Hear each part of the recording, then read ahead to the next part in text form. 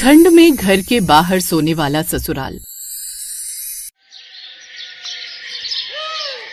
मीनाक्षी सुबह सुबह उठती है तो ठंड से ठिठुर रही होती है और उसके बाद वो कहती है, हे भगवान, कितनी ज्यादा ठंड लग रही है। ना जाने मुझे कैसा ससुराल मिला है जो इतनी ठंड में भी घर के बाहर सोता है। अब इन्हें मैं क्या ही समझाऊं कि इतनी ठंड में बाहर नहीं सोना चाहिए। खैर, मैं तो कुछ बोल ही नहीं सकती हूँ क्योंकि इन्हें बोल बोल कर थक चुकी हूँ। मीनाक्षी सुबह 7 बजे उठती है और उसके बाद घर के अंदर जाकर चूल्हा जला लेती है। अरे वाह, अब कितना आराम मिल रहा है। मन ही नहीं कर रहा इस चूल्हे के आगे से कहीं जाने का। तभी उसकी सास की भी नींद खुल जाती है और अंगड़ाई लेते हुए वो बोलती है, अरे बाबा, मजा आ गया घर के बाहर सोकर। ठंड में तो घर के बाहर सोने का मजा ही अलग होता है। विनीता उठती है। तब तक मीनाक्षी ने सुबह की चाय बना दी थी।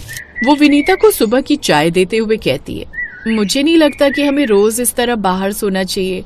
अभी तो चिंटू भी छोटा है, कल को उसे ठंड लग जाएगी और वैसे भी गर्मियों में बाहर सोना समझ में आता है, लेकिन सर्दियों के मौसम में बाहर कौन सोता है। बहू, तू जानती है ना कि पहले हम लोग बहुत ज्यादा अमीर थे और एक बार हम सब घर के अंदर सो रहे थे और बाहर से कोई आकर हमारी गाय भैंस चुरा कर ले गया था। तब से हम लोगों ने बाहर सोना शुरू कर दिया ताकि चोर घर के अंदर घुसने से पहले भी 2 बार सोचे और बाहर से कोई सामान ले जाने से पहले भी सोचे। तब तक चिंटू भी उठ जाता है और उसके बाद अपनी माँ से कहता है, माँ, बाहर सोना सच में बहुत अच्छा लगता है। जब सुबह उठते हैं तो फिर बिल्कुल भी आलस नहीं आता, अपने आप आँख खुल जाती है। अब मीनाक्षी ये बात सुनने के बाद अपने मन में कहती है, हे भगवान, क्या करूं मैं अपने घर वालों का। मेरा छोटा सा बेटा चिंटू भी इन लोगों के हिसाब से चलने लगा है। अब मैं अकेली पड़ जाती हूँ। बस देवर जी की जल्दी से शादी हो जाए तो शायद मेरी देवरानी मेरा साथ देने वाली आ जाए।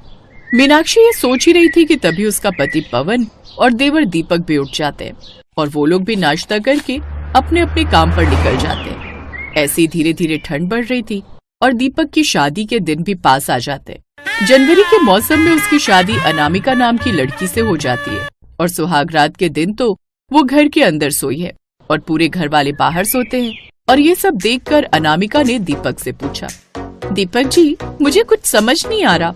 हमारे घर में 4 कमरे, लेकिन फिर भी सब लोग बाहर क्यों सो रहे हैं और हम अकेले अंदर सो रहे हैं। अरे, प्राइवेसी अच्छी बात है, लेकिन इतनी प्राइवेसी तो हमें चाहिए ही नहीं। अरे नहीं अनामिका, तुम गलत समझ रही हो। हमारे घर वालों को ठंड में बाहर सोने की आदत है, इसीलिए वो बाहर ही सो रहे हैं। शुरू में मीनाक्षी भाभी को थोड़ी दिक्कत हुई थी, फिर उन्हें भी आदत हो गई।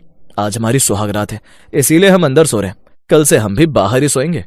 आप कैसी बातें कर रहे हैं? हमारी नई नई शादी हुई है, हमें अपने कमरे में एक दूसरे के साथ सोना चाहिए और आप बाहर सोने की बात कर रहे हैं। मुझे नहीं पता, आप माँ जी को जैसे भी मनाएं, वो आपकी मर्जी है, लेकिन मैं तो घर के अंदर ही सोया करूंगी। दीपक ये बात सुनकर चुप हो जाता है।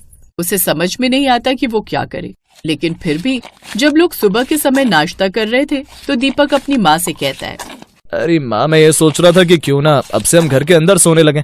वैसे भी जनवरी का महीना आ गया है, बहुत ज्यादा ठंड होती है। इतनी ठंड में बाहर सोने से चिंटू बीमार हो सकता है।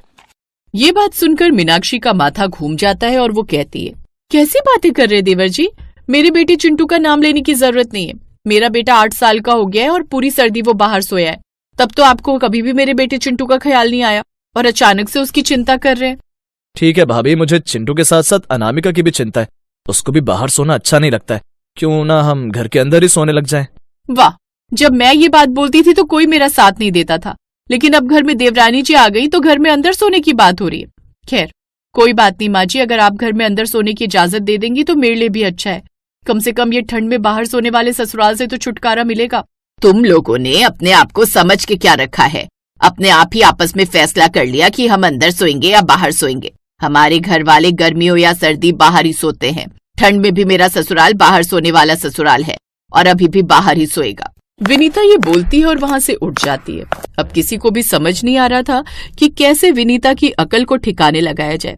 मीनाक्षी और अनामिका दोपहर का खाना बना रही होती हैं और अनामिका ने कहा, भाभी, मैं जानती हूँ कि आपने ठंड के बाहर सोकर बहुत ज्यादा एडजस्ट किया है और जो मुझे भी करना चाहिए, लेकिन भाभी, इस तरह तो हम एडजस्ट ही करते रह जाएंगे। मेरी नई नई शादी हुई है और मैं ज्यादातर समय अपने पति के साथ गुजारना चाहती हूँ। अगर हम बाहर सोया करेंगे तो हम एक दूसरे के साथ समय कैसे गुजार पाएंगे। मैं तुम्हारी बात बहुत अच्छे से समझती हूँ अनामिका। शुरू में मुझे देवर जी की बात सुनकर गुस्सा आया था क्योंकि उन्होंने कभी भी मेरी तरफ से नहीं बोला, लेकिन फिर मैंने सोचा कि वो जो बात कर रहे हैं उससे हमारे पूरे परिवार का भला होगा। लेकिन माँ जी तो मानती ही नहीं। भाभी, अगर आप बुरा न माने तो मेरे पास एक तरकीब है जिससे हम माँ जी को घर के अंदर सोने के लिए मना सकते हैं। इसमें थोड़ी मेहनत लगेगी, लेकिन मुझे पूरी उम्मीद है कि माँ जी इस तरकीब के लिए मान जाएंगी। अरे वाह, अगर ऐसा कुछ हो सकता है तो इससे अच्छी कोई बात ही नहीं है। तो मुझे बताओ क्या तरीका है। इसके बाद अनामिका मीनाक्षी के कान में कुछ कहती है और मीनाक्षी भी मुस्कुरा देती है। अगले दिन अनामिका और मीनाक्षी गांव की एक शादी में जाने की बात करती हैं और विनीता कहती है, बहू, अभी तक तुमने मुझे बताया नहीं था कि तुम्हें किसकी शादी में जाना है। अचानक से शादी का ख्याल कैसे आ गया? मेरे गांव की सहेली की शादी है।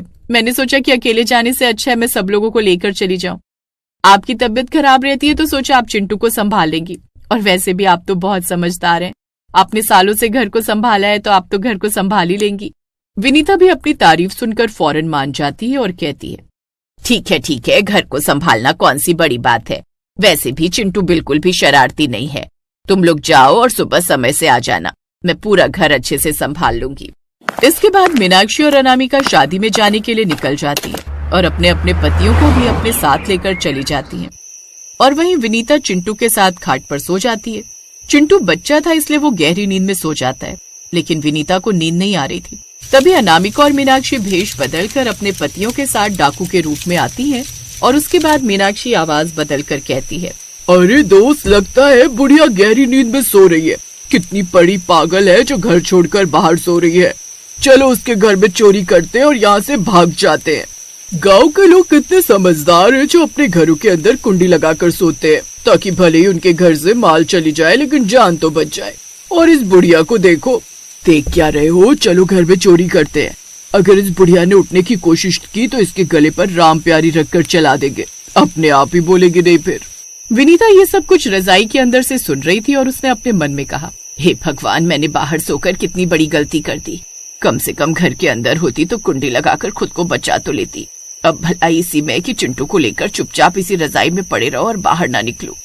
विनीता चुपचाप पड़ी रहती है कि तभी अनामिका ने कहा, अरे दोस्त, लगता है गांव वाले उठ गए। चलो यहाँ से भागते हैं, फिर कभी आ जाएंगे। वैसे भी ये तो घर के बाहर ही सोती है।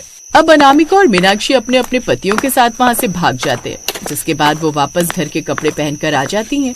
और उनके आते ही विनीता ने उठने के बाद कहा, बस बाबा, मुझे एहसास हो गया कि हमें घर के बाहर नहीं सोना चाहिए। अब से गर्मी हो या सर्दी, हम लोग घर के अंदर ही सोएंगे। पहले के जमाने के लोग घर के बाहर ही सोते थे क्योंकि बिजली पानी नहीं होती थी, लेकिन अब जब सारी सहूलियत घर के अंदर है तो बाहर क्यों सोना। विनीता की अकल पूरी तरह से ठिकाने पर आ जाती है और उसके बाद वो बाहर सोने का अपना ड्रामा छोड़ देती है। और अब मीनाक्षी और अनामिका अपने अपने पतियों के साथ आराम से अपने कमरों में सोया करती हैं।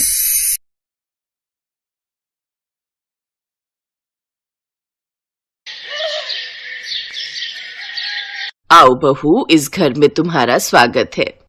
ये कहकर अंजलि कलश गिराकर अंदर आती है, जहाँ उसकी सास उससे कुछ रस्में करवाती है। सारी रस्में होने के बाद, अविनाश बेटा जा, बहू को कमरे में ले जा, वो भी थक गई होगी ना। जाओ बहू, अब आराम कर लो, बाकी की रस्में कल हो जाएंगी। इतनी दूर की बारात थी तो थक गई होगी ना। ले जा इसे बेटा। जी माँ। अविनाश अंजलि के साथ कमरे में जाता है, जहाँ थकान के चलते वो लोग जल्दी ही सो जाते हैं। फिर आधी रात को अचानक अंजलि ठंड के मारे कांपने लगती है। ये क्या हो रहा है? इस ठंड में तो मेरी कुल्फी जम जाएगी, लेकिन ये अचानक मुझे इतनी ठंड क्यों लग रही है? कहीं कोई खिड़की दरवाजा तो नहीं खुला? अंजलि उठकर सारे खिड़की दरवाजे देखती है तो वो बंद होते हैं। तभी उसकी नजर ऊपर लगे एसी पर जाती है, जो कि ऑन था। हे भगवान, ये ठंड के मौसम में एसी किसने चला दिया? क्या हुआ अंजलि, क्यों आधी रात को बड़बड़ा रही हो? चलो सो जाओ। अविनाश देखो तो, ना जाने किसने अपना ये एसी ऑन कर दिया है। ये तो मैंने ऑन किया है। मुझे ठंड के मौसम में भी एसी चलाकर सोने की आदत है, और अब तुम भी ये आदत डाल लो। चलो अब सो जाओ। ठंड में कपकपाते हुए जैसे तैसे अंजलि सो जाती है। अगली सुबह गर्मा गर्म अदरक वाली चाय बनाकर वो अपने सास ससुर के कमरे में ले जाती है, जहाँ उसके सास ससुर भी एसी चलाकर सो रहे थे। लगता है इन सबका मानसिक संतुलन हिला हुआ है, जो इतनी ठंड में भी ये एसी चलाकर सोए पड़े हैं। अंजलि अपने सास ससुर को चाय देकर कांपते हुए उस कमरे से बाहर लौट आती है। कितना ठंडा कमरा कर रखा है। कुछ देर बाद अंजलि अपनी पहली रसोई बनाकर सबको परोसती है। सभी लोग सर्दियों के गर्म कपड़ों में लिपटे हुए होते हैं, जिन्हें देख अंजलि कहती है, अगर आप लोगों को इतनी ठंड लगती है तो रात को एसी चलाकर क्यों सोते हो? क्योंकि बहू, हम सबको पूरा साल एसी में सोने की आदत है, फिर चाहे गर्मी हो या सर्दी या बरसात का कोई और मौसम, बिना एसी के हम सो नहीं सकते। मेरा शक सही था, इन सब का ऊपर वाला माला खाली है। लगता है या तो ये सब खानदानी हिले हुए या फिर नर्स के हाथ से पैदा होते हुए गिर गए होंगे। ऐसे ही कुछ दिन बीत जाते हैं। ठंड थी कि कम होने का नाम ही नहीं ले रही थी। बाहर लगातार कोहरा छाया हुआ था। धूप को निकले कई दिन जो हो गए थे। एक तो इस ठंड में मेरी कुल्फी जम गई है, ऊपर से इतने सारे बर्तन इकट्ठा हो गए। एक काम करती हूँ, अपनी ननद सुप्रिया को बोल देती हूँ मेरे साथ बर्तन धुलवाने में मेरी मदद करेगी। ये सोचकर वो अपनी ननद के कमरे में जाती है। सुप्रिया, आज गाजर का हलवा, पूड़ी, मटर पनीर, काफी पकवान बने थे तो कई सारे बर्तन हो गए। चलो ना, मेरे इन बर्तन धुलवाने में मदद कर दो। ना भाभी ना, इतनी ठंड में मैं तो पानी में हाथ नहीं डाल सकती। इतनी ठंड लग रही है तो फिर ये एसी चलाकर क्यों बैठी हो? ओफो, कितनी बार बताया आपको कि एसी के बिना हम नहीं रह सकते। अंजलि के ससुराल में सबको ठंड में भी एसी में रहने की आदत थी, लेकिन अगर वो गलती से किसी को भी काम के लिए बोल दे तो सभी ठंड के बहाने बना लेते थे। ना बहू ना, मुझसे ये सब्जी नहीं कटती। देख नहीं रही कितनी ठंड है, मुझसे तो रजाई से भी हाथ बाहर नहीं निकाला जा रहा। अच्छा ला, मुझे जरा एसी का रिमोट तो दे, एसी ऑन कर लूं। जी तो चाहता है आज की सब्जी में जहर मिलाकर इन सबको दे दूं। ठंड में एसी में पड़े रहना है, लेकिन काम के लिए बोलो तो सबको ठंड लगने लग जाती है। अब अंजलि खुद ही सारा दिन घर का काम करती रहती और रात को बिस्तर पर सोने जाओ तो एसी के कारण उसे ठीक से नींद नहीं आती। अविनाश जी, आप ये एसी बंद कर दीजिए ना, मुझसे ये एसी की ठंड अब बर्दाश्त नहीं होती। कहाँ ठंड है अंजलि, और तुमने ऑलरेडी 2 रजाई ले रखी है। मैं एक कंबल तुम्हें और दे देता हूँ, लेकिन एसी बंद करने के लिए मत बोलना। तुम तो दिन में भी आराम कर लोगी, लेकिन मुझे तो ऑफिस जाना है ना, मुझे ऐसे नींद नहीं आएगी बिना एसी के। अंजलि का पति उसकी एक नहीं सुनता, जिसका नतीजा ये हुआ कि अगले दिन से अंजलि को ढेर सारी छींकें आने लगी। वो लगातार छींकें मारती जा रही थी। बस अब बहुत हुआ, अब और नहीं। अगर मैंने इन लोगों को सबक नहीं सिखाया तो मेरा भरी जवानी में ही राम नाम सत्य हो जाएगा। बड़ा शौक है ना इन लोगों को ठंड में भी एसी चलाकर सोने का। अब इन्हें बताती हूँ कि ठंड होती क्या है, लेकिन पहले खुद के लिए गर्मा गर्म अदरक वाली चाय बना लूं। अंजलि अदरक वाली चाय बनाकर पीती है, जिसके बाद सबको नाश्ता परोसती है। लेकिन ये क्या, आज तो नाश्ते में गर्मियों वाला नाश्ता था। वो सबके लिए नाश्ते में ठंडा ठंडा बनाना शेक, उसमें आइसक्रीम, कस्टर्ड और ठंडी बर्फ डालकर डाइनिंग टेबल पर रख देती है। भाभी, ये जनवरी का ठंडा महीना चल रहा है, कोई गर्मियों का अप्रैल मई नहीं जो आप ये गर्मियों वाला नाश्ता ले आई। आप लोग जब इतनी ठंड में भी एसी चलाकर सो सकते हैं तो फिर ये ठंडा नाश्ता क्या चीज है। करिए नाश्ता, ठंड में आइसक्रीम डला शेक पीने का भी एक अपना ही अलग मजा है। उफ, ये ठंडा नाश्ता करके तो मेरे दांत ही बजने लगे। अभी तो देखते जाइए आगे आगे होता है क्या। फिर अगले दिन अंजलि सभी के सारे गर्म कपड़े एक साथ धो देती है, जिसके बाद ससुराल वालों के पास एक भी गर्म कपड़ा पहनने के लिए नहीं होता, जिसके चलते सब ठंड से ठिठुरते हुए कहते हैं, बहू मेरी एक भी गर्म शॉल और स्वेटर नहीं मिल रहा, मेरे सभी गर्म कपड़े कहाँ हैं? हाँ भाभी, मेरी भी कोई सॉक्स, कैप या स्वेटर नहीं मिल रही है। मेरी अलमारी में भी मेरी लोई और गर्म टोपी नहीं है। अंजलि, मेरी भी जैकेट, जीन्स कुछ भी नहीं है। अरे आप लोगों को ठंड कहाँ लगती है? जब आप लोग 8-9 डिग्री में भी एसी में सो सकते हैं तो फिर आपको ठंड कहाँ लगती होगी? उसकी बात का कोई जवाब न देकर वो सभी रजाई में बैठ जाते हैं। उधर अंजलि भी अपनी हरकतें जारी रखती है। वो घर का गीजर कनेक्शन भी काट देती है, जिससे अब सबको न चाहते हुए भी ठंडे पानी से ही नहाना पड़ता है। हे भगवान, ऑफिस के लिए लेट हो रहा है। ऐसा करता हूँ, अब जल्दी मैं ठंडे पानी से ही नहा लेता हूँ। अविनाश ठंडे पानी से ही नहा लेता है। मेरी तो समझ में नहीं आ रहा, सबका गीजर एक साथ कैसे खराब हो गया। ठंडा खाना खाने और ठंडे पानी से नहाने के कारण, साथ ही ठंडे एसी की हवा में सोने के कारण अब उन सबकी तबीयत काफी खराब रहने लगती है। अंजलि जल्दी से डॉक्टर को फोन करती है। इन सबकी बॉडी का टेम्परेचर तो काफी गिर चुका है। इन लोगों ने क्या कोई ठंडी चीज खाई थी? जल्दी से इन सबको अस्पताल में भर्ती करना होगा। डॉक्टर, ये लोग ठंड के इस मौसम में भी एसी चलाकर सोते हैं। ये लोग मेरी बात बिल्कुल नहीं सुनते। क्या एसी? आप सब लोगों का दिमाग खराब तो नहीं हो गया?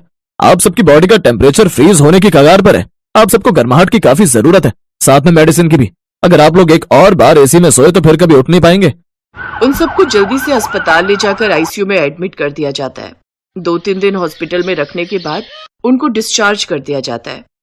घर आते ही अविनाश सबसे पहले एसी का तार निकाल देता है। अरे ये क्या कर रहे हैं आप? ऐसे तो एसी चलेगा ही नहीं। हाँ तो हम लोग पागल थोड़ी ना है जो एसी ठंडी के मौसम में भी चलाकर सोएंगे। हम लोगों को मरना थोड़ी है। बिल्कुल ठीक कह रहा है बेटा। अब एसी चलेगा तो सिर्फ गर्मियों में, सर्दियों में नहीं। निकाल बेटा, सभी एसी की तार निकाल दे।